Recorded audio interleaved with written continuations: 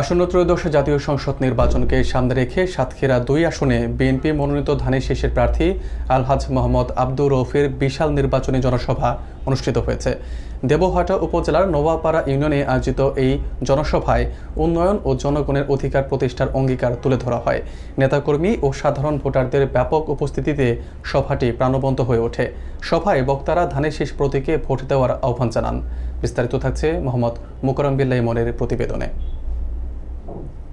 সাতক্ষীরা ২ সদর দেবহাটা আসনে নির্বাচনী প্রচারণার অংশ হিসেবে দেবহাটা উপজেলার নোয়াপাড়া ইউনিয়নের শিমুলিয়া সরকারি প্রাথমিক বিদ্যালয়ের সামনে এক বিশাল জনসভার আয়োজন করা হয়।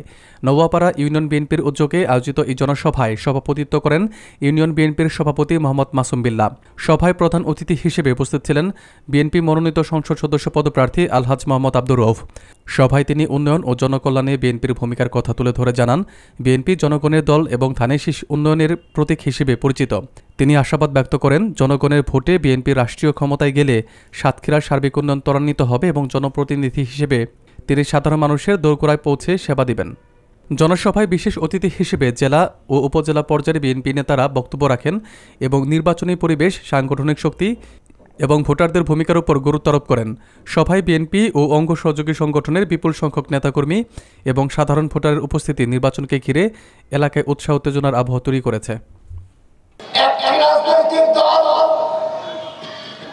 রাজনীতির মাঠে বিএনপি যদি রাষ্ট্রীয় ক্ষমতায় যায়, কৃষকের জন্য সার, বীজ, কীটনাশক, ঔষধ, যন্ত্রাংশ দেবে অত্যন্ত কম দামে সুলভ মূল্যে।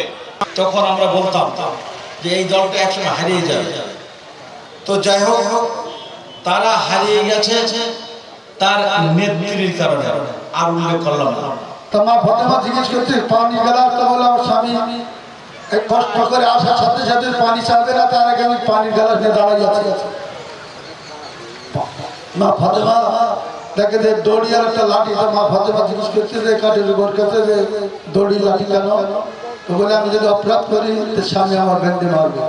মা ফাতেমার এই উত্তরে আমার মা যারা মা বোনেরা আছে, স্বামীর বাইরে যাওয়ার সুযোগ নেই।